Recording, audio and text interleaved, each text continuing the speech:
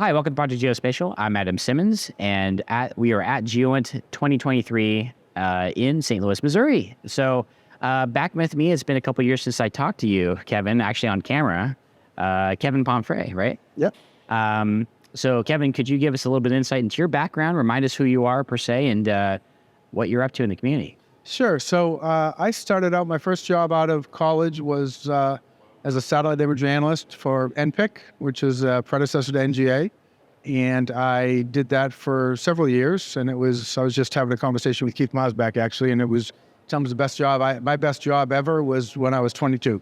It was exciting. I worked on Soviet arms control and missiles and space treaties. And it was an exciting time to be in that area. And so I was happy when the Soviet Union started to, dissolve.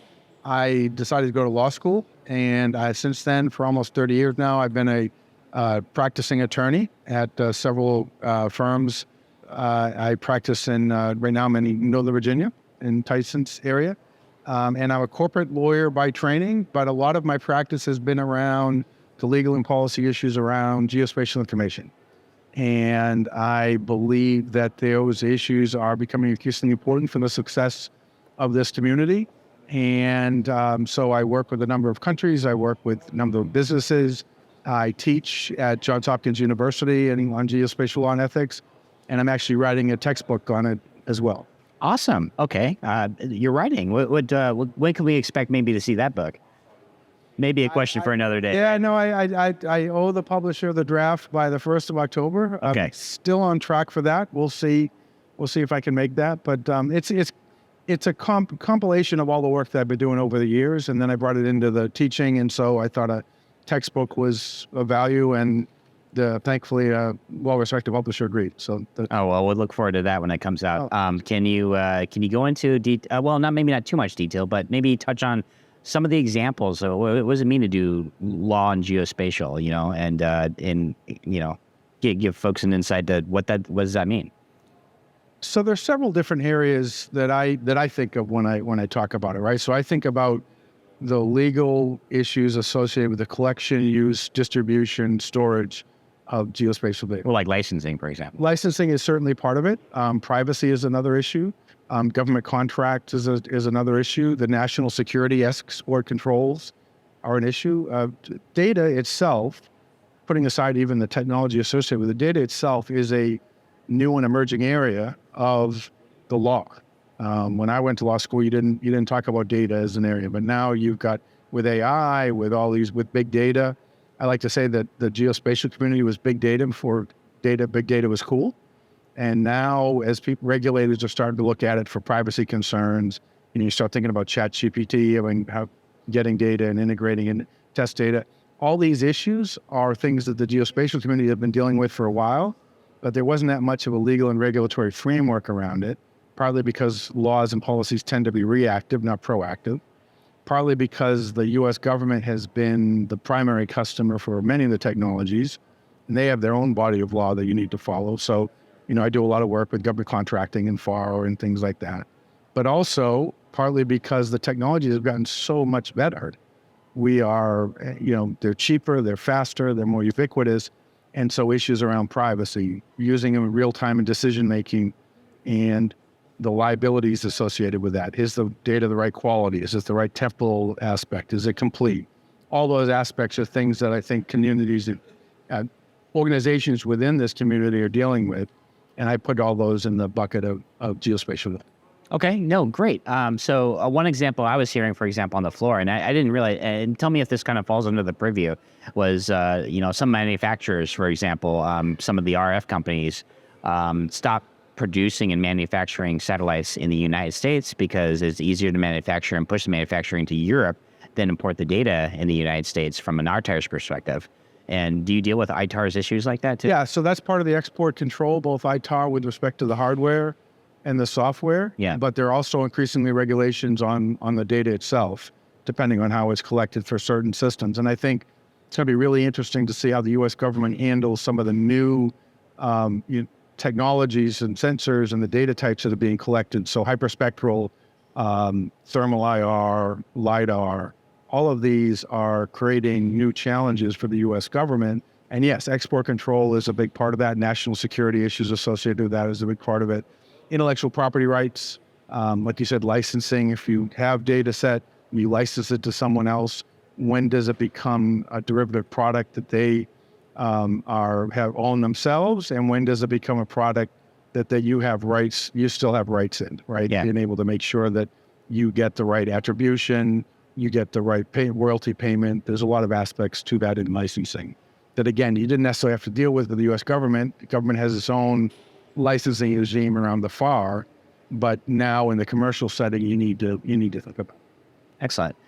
So circling back to the state of the conference night here, what kinds of challenges are you seeing companies in the space either doing with machine learning? Because that's another emerging technology that we're running into interesting, consequences perhaps with, especially how on imagery, especially how Right. fast we can scale. Right. And then what are the perhaps legal implications that people have to think about with that? So I think there's a set of issues that apply to any Okay. AI ML issue, right? So your training data, do you have the rights in it to do the training that you need to do? Is it complete? Is it accurate enough? Does it satisfy your The requirements? pedigree of the data as they go through the workflow. So that your model is sufficient for what you need to do. There are some concerns around privacy associated with things. Are you getting data that might violate certain privacy laws in Europe or California? So understanding that aspect to it. So that's one set of issues. And there are, and I'm sure you're familiar with this, but there's been some regulation around AI for export controls for certain geospatial AI products and services. So that's one set of issues. I think for the geospatial community in particular, I think those issues become amplified given the national security concerns associated with the data. So I said, like the geospatial, there was export controls on geospatial AI. I think the intellectual property rights becomes really interesting. I think the quality of the data becomes really interesting because you've got a limited set. For many AI applications, the data sets are pretty limited. So how well can your models be built based on this limited data set? And so those are some of the issues that I think from a legal standpoint, when you talk about how do you allocate that risk between various parties, is something that will become more important in this community. Excellent. So moving forward here, what would you say some of the areas that companies should at least think about addressing concerning the state of things right now? I think privacy is going to be an increasingly important issue. And you're thinking about how good the resolution of the image is right now, or even deeper than that with things like RF, RF was traditionally more ELINT, even when the emerging commercial companies come out. But now I'm finding that some of the RF companies are starting to dive into the Comet a little bit more too. So I think it's a combination of things. I think it's as the technology gets better, and it's not just higher resolution. But it's new technologies, like you said, new applications. It's signatures that can be associated with certain, certain sensor base, whether they be on, if you put aside the platform, whether it be a satellite or a drone or a plane or a mobile device. I mean, the data is the data, right? So if you can generate, certain signatures that can be tied to an individual, then you've got some privacy concerns, right? Particularly, and this is the other aspect of it, is that the law is evolved. And so the legal community and the policy community is starting to address these concerns. And it's no longer can you just see someone's face to know who they are. It's also can you combine it with other data to identify with a high degree of probability who that person might be. So we're seeing in the geofencing community, right, around the certain data that's being collected and using geofencing technology. Well, after the Supreme Court case regarding abortion Supreme Court case, and I forget its name, I apologize. Now there's been legislation that's trying to restrict the ability for certain companies to collect and share that information, because if you geofence around an abortion clinic or medical facility and someone goes in there, you may be able to identify who they are, and maybe a state attorney general whose state has prohibited abortions may be able to identify who that person is by aggregating with other data. Or even the absence of data can allude to those things too. Yeah. Well, from a geofencing reverse. The absence of data is really interesting. Yeah, because there are certain laws that allow you to have your data deleted. Yeah. And so, and this is a far out case, but if you were a bank robber, you brought your phone in there, and then you robbed the bank, and it identified you were there, but then you contacted your data provider and said, delete it, because I have that right, and you delete it. So everyone else who was there who didn't delete it would be, on the suspect list, but you would have deleted it. And so that's the complexity associated with location that lawmakers are dealing with, and I think this community is going to be dealing with as well. Understood. So we'll talk a little bit more generally first. What are your impressions of the conference so far? I like it. It's good. I like the I partly because I haven't been in several years because of COVID, so it's a chance for me to sort of catch up with old friends, and sort of see what they've been doing and meet them in person again.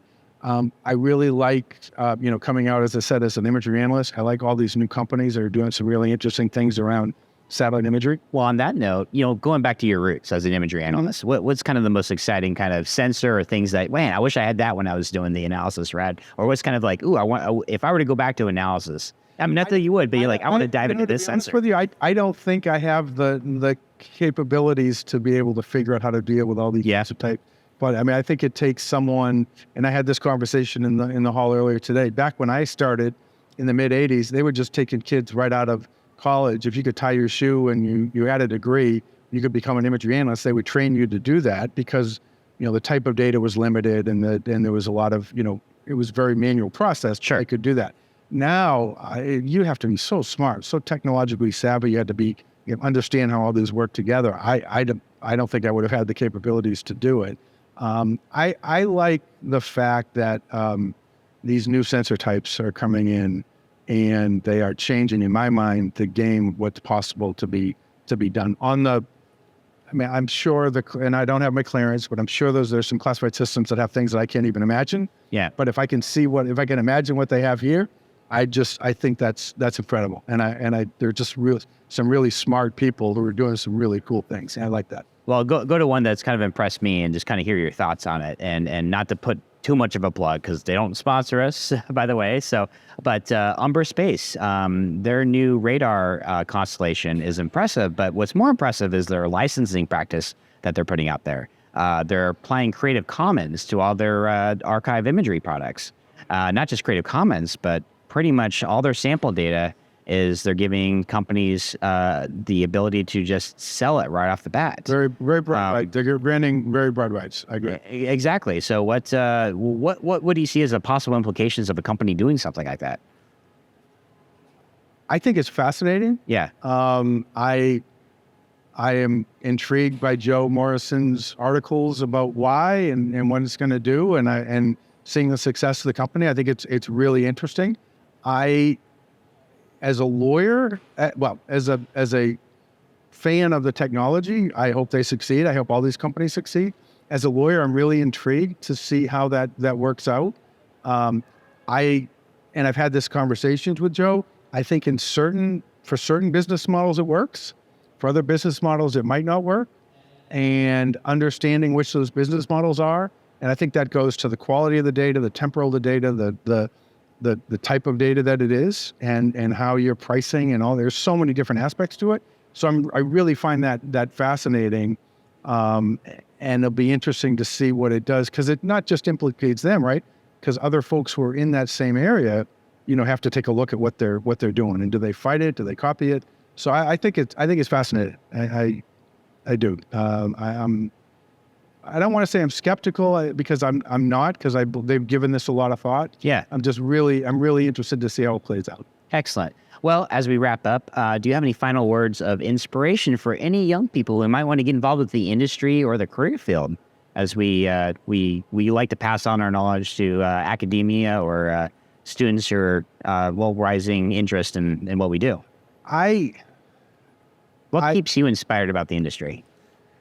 Well, I think I'm inspired by the technology and the applications, but that was because when I was a 22-year-old and I walked into my first meeting at NPIC and I saw the capabilities, I was wide-eyed, I was shocked, and I still retain that, right? I mean, still every day, and the ability now to see it at home and have it on my phone and all those applications, just that gets me excited and inspired.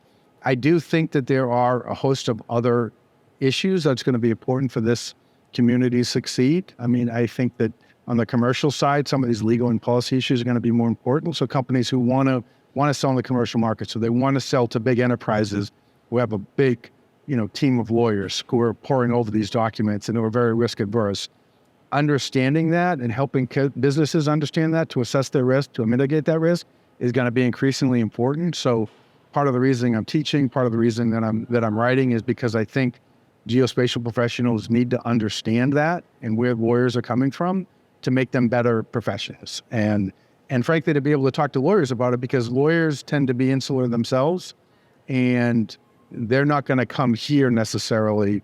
You're going to have to go to them. So that keeps me going. Well, thank you for your time and insights today, and I appreciate learning all about your experience, and not just as your current role, but going all the way back as a roots, starting as an imagery analyst. Yeah, no, I appreciate it. This has been great, and I appreciate the work you're doing, and I thank you for having me on. Well, this is Adam Simmons with Kevin Pomfret at the GEOINT 2023 Symposium here in St. Louis, Missouri. We'll talk to everybody next time.